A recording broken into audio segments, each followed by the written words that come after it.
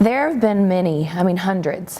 I'm keeping a running Google document actually of most of them, all of them that I can find. One that sticks out to me is just that a lot of people talk about it being a silent grief, something that you don't really talk about publicly or even to your close family and friends.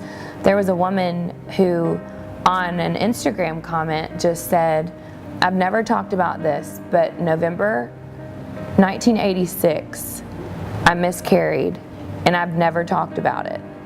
30 years that this woman has been walking through, dealing with that and for some reason feeling like she couldn't talk about it.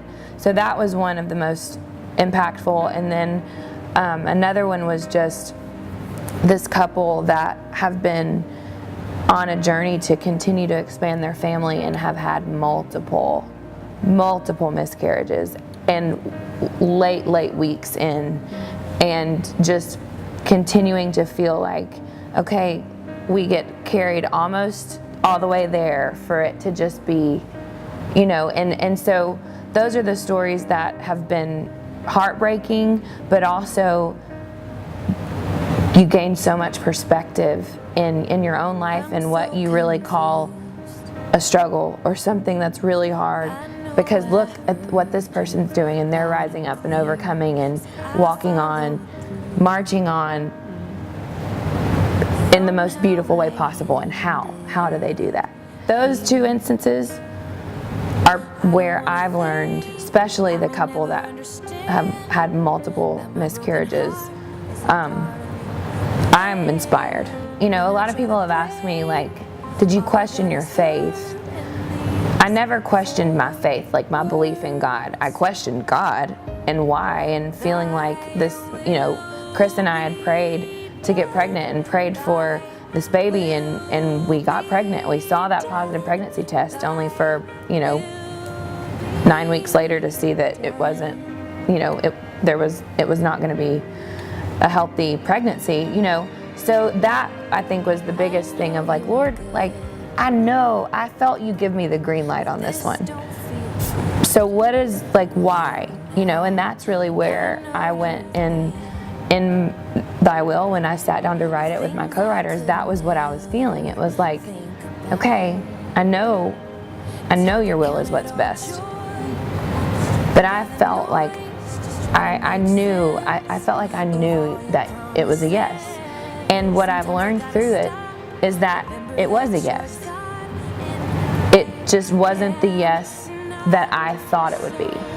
I don't wish what I went through on anybody, but I can say that I am, one, stronger, I'm a better mom, and I feel like I've used what happened to me in a positive way, and only by the grace of God have I been able to do that, and His strength within me. And so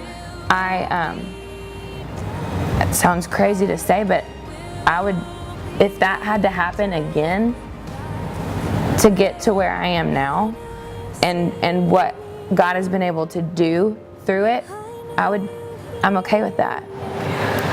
The emotions that it brings up in me is I am so thankful that before she had, and Chris had this situation, that they had a foundation to draw from, that they already knew Christ. And that was because the part about, some of the other songs is inviting you to get to know Christ before you get to a point in your life that you're just hanging on by a thread, and He's there. But having known Him, and you lived that already, you didn't have far to go to find hope and to find your strength. And that's what, and if this song draws people to Jesus and draws people to the source of the hope, and I think it has, and I think it will continue even long after we're all gone, that is my prayer. And I'm so thankful that you and your co-writers could pour this song out of your hearts and souls to lead others to the source of hope.